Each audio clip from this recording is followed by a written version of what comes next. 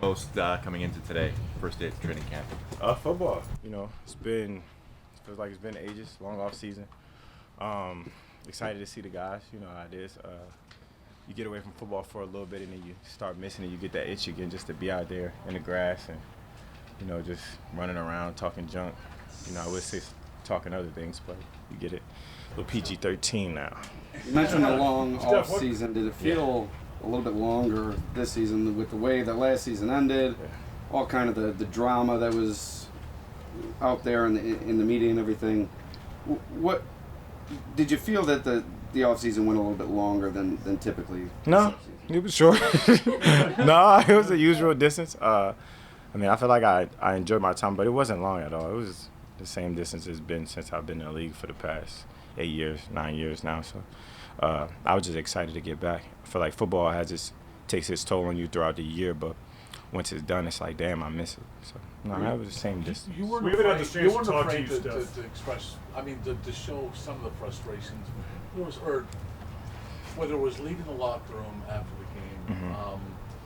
And so that seemed to carry some kind of a narrative. I'm just wondering, and it led to people with some interesting tweets that you sent out, cryptic tweets. It led to people questioning, cryptic. It's a great word. It led to people questioning what your thoughts were about your role here, and then and it just fueled up after what happened. Can you go into any kind of detail on what your thoughts were during that offseason, in which you showed your frustration, and you did have some cryptic tweets?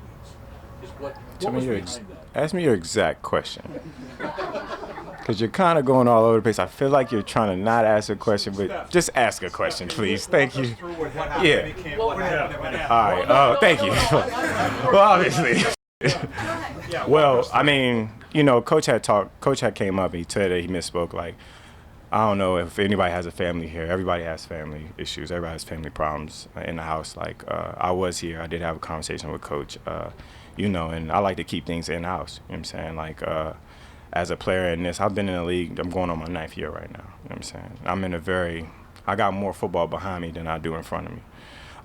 My main focus and my only focus is winning. Super Bowls is everybody say they want a Super Bowl, but we've had legitimate chances at this thing. Like, we've had the team, we've had the coaches, we've had everything that we needed. And as far as us not getting over the hump, I feel like it's always asked for a cause for a conversation. You know what I'm saying? I always wanted to have a conversation, and we have an open door policy. Coach will tell you he has an open door policy, and I've had those conversations. So I try to keep a lot of things in-house. But, you know what I'm saying, as regarding last year, obviously the way we lost was just terrible in any regard. You don't want to lose any game, but we've lost for a couple years at this point. And we've been trying to get over the hump, and obviously it calls for a lot of frustration. But all in all, like, as far as with that, I was here, but he did have a conversation. Me and him did have a conversation. It's all water under the bridge now, but I attribute it to family matters. You know what I'm saying? Like, I don't like dancing around things. I don't like those kind of questions. The black and white is everybody has family matters. We had a conversation. Everything is all is well. Water under the bridge. Now we back at work, and I look at football. It's kind of hard. It's a business at the end of the day, but when you go out there and you fight tooth and nail, you put a lot of sweat equity into this thing, it starts to feel like a family. So for me, I kind of keep everything in-house, you know what I'm saying? But at the end of the day, we had those conversations. Everything that needed to be said was said, and we talked it out as men, everybody involved. Josh, you talked about lingering issues from last year. Yeah. Where is your headspace at on that? I don't know if you get too many more questions, because you're a little... Well, no. Questions aren't as... I'm kidding. I'm only kidding. Go ahead. No, he talked about lingering issues, frustrations from last year, whether it's your role in the offense or having more say in the offense. That is insane. Like, for me, like, even... Josh said that. Yeah, but I'm just saying, like, for me to just want more say in the offense is crazy, because I play receiver. You know what I'm saying? Like, I don't care what play is called. You know what I'm saying? I can't get up here and say, call this. Like, it's a lot of outlandish, obvious things where people were throwing out there, or people were saying, like, as far as, like my role, like, I've been a captain on this team for 3 years. There's no question about my role and who I am as a player. How hard I work, like, those things never had question marks, and you can't say the same thing for a lot of people in the league. Like, as a player, who I am and what I am has always been represented, and what I do on a consistent basis, how hard I work, you can see it. And my teammates speak highly about me in that regard, especially considering I've been a captain damn near since I got here. So as far as like me wanting to have say so on the play calling, like that is insane to me. Just cause like I couldn't call a play to save my life. Like I couldn't call a game to save my life. Like be for real. Steph, are you and Josh good? Yeah, that's my guy. Like that's why I say when it's family matters, like me and him have a conversation. Like I don't know if you got kids or you have like siblings, like y'all don't always get along, and me and him never did not get along. Like, you know what I'm saying? That's still been my guy. That's always gonna be my guy. So, yeah, we're fine. Stefon, why did it seem to take until mini camp for those conversations to be had and all this get hashed out? You know, that's so long off season that he was talking about earlier. So, I mean, I feel like it's a lot of time. And I mean, what do people do with out of time? Out of time gives you a lot of time to think about things, and you know, regarding at the end of the game or how things happen with the game, you can kind of like start mustering up like however you feel about it from your point of view or from your standpoint. And that's what it's made for. The off season is made for people to talk, and it's not a lot of football going on, so let's talk about things that's going on outside of football or how the season ended or this. So for me, I just feel like you know, it's such a long off season, so took a little while. Steph, how does this team take the next step? Huh? How does this team take the next step? Just continue to grind. Like I don't want to give you a vanilla answer, but like at this point, we've been doing everything that we can. We got the right pieces. You know, I feel like right now we're in a great spot. Kind of like falling, kind of like to that little underdog in the creases kind of role. Like people might be counting us out or putting us in a spot where, you know what I'm saying, they might not look at us as good as we might be or could be. But I promise you, this team is damn near working hard. Today was the first day to get to where we want to go, and we just got to keep grinding. You know, obviously we had some bad luck here and there. You know what I'm saying? Things happen. Good luck for other side. So hopefully we get some luck too. Steph, does it add any pressure, Steph? You know, with just going through that, going to the playoffs. I mean, your first 3 seasons, having all the pieces put together, not achieving the goal, and obviously you guys back down being the underdog in so many ways. Yeah, it's not so much of pressure. I just feel like the mindset of it is we always want to win, and kind of like I kind of flip it like, so when you see my frustration, it kind of makes sense. Like we've been kind of pushing at a rock for some years now, and kind of like not getting that rock over the hill will frustrate you. You know what I'm saying? So I just feel like we want to come in from more of a human standpoint. If you ever had a job and you've been pushing at it for a long time, and it's just not turning the corner, you start to draw a lot of questions like, how can we do things better? And that's when I say, like, I don't have any pressure. I mean, I feel like the pressure comes from everybody else. Like that's a lot of outside noise, but the grind is the grind, and we've been putting the time in consistently, you know, throughout my years since I've been here. So wanting to see things turn a corner, that's where that question draws, and that's where you see me having conversation. That's when I have a conversation X, Y, Z. Like, so I feel like that open door policy kind of like helps us. You know what I'm saying? And that's just how family works. At the end of mandatory minicamp, Josh described it as a teamwork issue. And is it fair to characterize, is that accurate, and does it involve your role in the offense and targets and that sort of thing? One more time, sorry. Does Teamwork. it involve he used the word teamwork to describe it. I mean, did your frustrations, whatever you talked about, involve your role in the offense specifically and the number of targets? No, it's not necessarily, because I've been north of 100 targets since my years getting here. If you look at the numbers, I've been north of 100, I think, every year since I've got here. So it's not about targets. It wasn't when I say teamwork, I guess when he attributed to teamwork, I guess it would be like, as we're out there trying to make things shake, getting on the same page consistently, you know, in those pivotal moments, in those moments where we're trying to, you know, make things happen. You know what I'm saying? Because, you know, last year we had like a real feast or famine kind of like time when we spent in the red zone, like where we weren't clicking on all cylinders. Like we would have an amazing touchdown and then we'll have like a miscue, and I take a lot of credit for that. Just as far as like, I mean, what could I do better? How much more time could I be putting in? So that's why I think in my regard, he's talking about like teamwork. Like I could be a lot better for him, because I know, like I always say, I can't imagine how hard it is to be the quarterback, and to our eyes, he's amazing, and he's so hard on himself. So I just feel like I could be better for him, and I will. You mentioned that your confidence level in Ken Dorsey in this offense. What is my confidence level? I mean, last year we went 13-3. Like, come on now. I just look at it as, let's make it make sense. Like, if you don't have confidence in Dorsey, I mean, we went 13-3 in the regular season. And that's not easy to do for a first-year OC. He had a little bit of talent here at the quarterback position and some help. But 13-3 isn't hard, especially coming from the offense that we had previously with Dayball and everything. You know, he had a lot of success with us. So my confidence level is high. I just feel like those couple games that we did lose, we lost by like 1 or 2 miscues. You know what I'm saying? So for a first-time OC, and I feel like he does everything that he can to put us in a position to win. And I love him. As far as like you seen him a little bit last year get a little wild in the booth, and from that standpoint, I feel like I love it. I feel like going into the second year, I hope it happens again. Steph, because of the way everything happened, I think there was also some people questioned if you wanted to be a Buffalo Bill going forward. Is that also outlandish, or? Yeah, I mean, I feel like, the year before that, I told you I wanted to retire a Buffalo Bill, and like, it's more interesting to see how people run with a story, you know what I'm saying? And it's kind of unfortunate a little bit in my eyes, because like, damn, like, you know what I'm saying, I had the utmost love and appreciation for everybody involved, but you kind of start seeing people's true colors when like they might hear something, or like I might not clarify, but I don't speak on anything I don't want to speak on. I feel like at the end of the day, I'm entitled to speak on what I want to. I'm an adult. You know what I'm saying? Like, even like with my kids, like I feel like, at one point you'll say I don't have to explain myself. You know what I'm saying? But for the people that support me and the people that love me, I'm always have the utmost appreciation for. But, kind of like in the smear campaign, it's never winning with me. You know what I'm saying? You still want to retire a Buffalo Bill? 100%, sir. Sorry I didn't answer your question. Yeah. Yeah, there we go. I got you. Steph, what are your thoughts on Dalton Kincaid and the expectations of Gabe Davis ascending? Yeah. From what I've seen from the young kid, he's pretty good. It's pretty good. I don't know. I can't say much else. I only seen him one practice so far, but I heard great things. As I'm around him, I feel like he has some good energy to him. He's real cool, real mellow, and he's real fluid in the way he runs. So I like him. I like the way he's playing so far, but I can't say much. But Gabe Davis, I feel like Gabe Davis will have a breakout year. I feel like he had got nicked up a little early last year, but I think this year is going to have an amazing year. You know what I'm saying? He's damn near wide receiver 1 in my eyes. I feel like if I wasn't here, Gabe Davis would be your wide receiver 1, and it's something that I can hang my hat on when I say that. He's extremely hard worker. He's a hell of a player. He's a blessing to be around. If you ever spend some time with him, you'll know.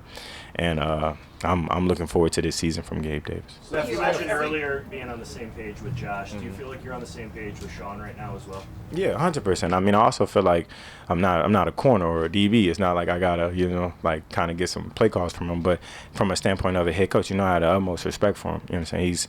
He's a guy that you can always have an open door policy where you can have a conversation with as a man more importantly than just football. So, I feel like we're on the same page and moving forward. That's why I said, like, it's all water under the bridge. Like, I know y'all haven't spent too much time with me this offseason, and I missed you guys too, but, you know what I'm saying? You know what I'm saying? But all is well in the Mafia household. Obviously made the most of that offseason. Your camp, France, everything. Yeah. If you want us to all to come to France next year, we can. Y'all can hang out, man. That'd be great. But what if that was most refreshing? Like, what if that maybe helped you reset for a season when you know how much of a grind it is as soon as you get back here? Yeah, just spending that time away. It's crazy because as much as I spend the time away, I fly my trainer out there, so I still train. So in the back of my mind, I get up in the morning, got to get the grind in. But after the grind is over, the world's your playground, I guess. But for me, it's like this damn, like, people kind of saw me over there, and they kind of, I guess, they would start questioning my work ethic and my love for the game and if I wanted to do it. And I was like, this damn, like, y'all see me for damn near a decade. You know what I'm saying? Dedicate my life to football. And I haven't stopped. You know what I'm saying? I won't stop. I've been the same guy. I'm going to stay the same guy. And I just, you know what I'm saying, the consistency level of it, But I am getting older. And when I say that, I got more football behind me than I do in front of me. So as I mature and I become an adult, I kind of got to shift my focus a little bit at times, you know what I'm saying? But all while still grinding, keeping the main thing the main thing. Josh has talked about that. Josh has talked about the window. That he feels that whatever the new focus and determination that he has, that the window is open. Yeah. But it closes pretty quick. It gets a little tight now. It gets a little tight. Yeah. So, do you feel that urgency too? Is that maybe where some of it comes from in you that leads to situations? 100%. I also was on a team that had a window just like that. You know what I'm saying? Like when I was in Minnesota, we had a real window. We had a number 1 defense. We had a good offense, a good offensive scheme as well, great coaches. And we had a great year. We had an okay year. We had a good year. We had an okay year. So seeing that window, and this is a way different team than that team. You know what I'm saying? So I kind of like, that's where kind of like some of the frustration could come from. Like, I've been here before. You know what I'm saying? I've been in the NFC Championship. I've been in the AFC Championship at this point. Obviously, I want to take those next step and get in there. It's one thing. If I could just follow up with one thing. I got you. You mentioned the way people run with a story or whatever. Yeah. One of the narratives that came up were like, oh, here we go. Yeah. This happened in Minnesota. Yeah. Is it happening here? Is history repeating itself? I feel like it's a scapegoat, and when by that I mean that's an easy way to think about it. It's easily to say like, oh, it might be the same thing. But what is the same thing? What happened in Minnesota? That is the same thing. Outside looking in, you know what I'm saying? That's the picture you got. As far as like what happened there, like nobody really had no story. I never spoke on that either. You know what I'm saying? Like, it's easy to use that in this day and age of football or this time zone. This is not the 80s and the 70s. We live in a very, very different time zone of, you know, not only people speaking up or having opinions or having wherewithal of what they want from their lives. You know what I'm saying? And I feel like I'm human. You know what I'm saying? People having opinions of history repeating itself. Like, okay, you can easily say that. Okay, give me something. Give me a real answer. You know what I'm saying? Give me a real answer, because up to this point, nobody has ever questioned a couple of things: my work ethic, my love for the game, what I am as a teammate, what I do on the field, how I impact the team. So it's like, what is repeating itself when you say that? You know what I'm saying? Because up to this point, nobody has ever questioned that. I've been a captain for 3 years.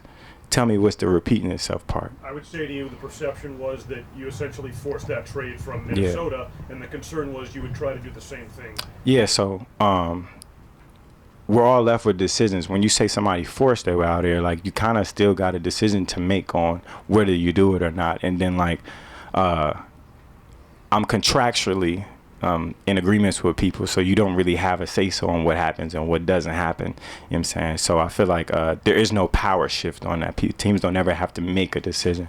So, I mean, forcing my way out anywhere is not my goal. You know what I'm saying? I don't feel like I have to at this point. I feel like I'm in a great space. I'm in a great place. I'm loved and I'm appreciated. You know what I'm saying? And at the end of the day, that's all I want. That's all anybody will want in any job that you do. I don't care what you do or who you work for. You want to be appreciated for what you do. You know what I'm saying? Until that happens, until that changes. And I feel like anybody right here, at one point, if you ever feel unappreciated, you tell me what your next steps are. How much did that process of conversations reinforce the fact that you are appreciated and are heard? This whole thing. It's just more so having that open dialogue, you know, like the willingly to have a conversation. You know what I'm saying? Like I said, at the end of the day, I am a player. I'm a professional of a professional sport, but I'm human at the end of the day. Like, people forget we're human. You know what I'm saying? People forget, like, okay, I might be at Fashion Week, and that does not mean I don't love football. You know what I'm saying? It's just like, at the end of the day, I guess that scope of it, they make the window real small in what people want from you. Like, people want me to just be a football player and not do nothing else and, you know what I'm saying, live, die, breathe, and eat football. But it's a lot of life out there. You know what I'm saying? Like, for me, like, I love football. I've been doing this my whole life. Like, I've been playing since I was 5. Like, and I promise you, it's okay if I do something else. Like, I won't lose focus of the main thing, I promise. But I just feel like that's some of it, I guess. Talk about the frustrations. Mm-hmm. You know, your misses in Minnesota and here. Mm-hmm. Was this the most frustrated you were in an offseason? Nah, I wasn't frustrated this offseason. I had a great offseason. You talking about the frustrations of not being able to push that rock. Oh, yeah. About this not, was the yeah. highest level of that. I mean, damn, yeah, because I feel like we every year is gonna be like that. I just feel like every year is a new year, and you'll have a new level of frustration depending on how much you've done in the past and what's led up to that point. Like, you wanted so many good things to happen. Like, people forget last year, like, we had a very traumatic thing that happened last year. You know what I'm saying? And, you know, football is everything. Football has been everything. And then we had something so traumatic happen during the season. People just let it, like, kind of like roll off their back at this point. Like, nah, like, we were there and it was real. So, in having an appreciation for the sport and everything that happened up to that point, it was a Cinderella story that didn't happen. You know what I'm saying? We had some things happen that we were going to the Super Bowl. We got all the motivation and it didn't happen. And that's why I said, like, at the end of the day, being frustrated is real. Like, having things like that happen and you want the best for your team, you want to be in a Super Bowl, you want to make that run, like, it's human to be frustrated at the end of the day. So for me, like, yeah, like, I got frustrated, but after it was done. I'm like, well, back to the drawing board. So, you know what I'm saying? It's always a new level of frustration. On that note, seeing Damar Hamlin out there, you mentioned the traumatic experience, seeing him out there, another step in his recovery, hopefully toward reclaiming his spot on the roster. What was that moment like for you? How many emotions were running through you and the guys today? Well, it's not so much that, because I saw Damar in the offseason. You know what I'm saying? I saw him a couple times. Like, he was healthy, running around, and having an appreciation level from the human aspect. Like, it's easy to come in and say, like, okay, he's back on the football field, But to just see him every day living, breathing, laughing, and having a good time is really where you have your eye opening. Like, damn, look at that. God's good. So it's not so much on the football end. Like, I'm more so considering or appreciating the person. You know what I'm saying? And you, like I said, people lose sight of that. You know what I'm saying? Like, when you bring up football, it's like this, damn, nah, he had like a charity game. He came to my basketball game. Like, he was out there running around hooping. So when I saw him, that type of stuff brings more smiles to my face. But I'll have like a little extra smile if he gets back to doing what he loves to do at a very high level. Of course, I'm going to be one of the main people cheering for him. But from the human standpoint, I'm just happy the guy's alive. How cool was it to see your brother get paid? Oh, man, Honey Bun Club. I'm not going to say it, but I mean, he could buy me something. Y'all have a good one.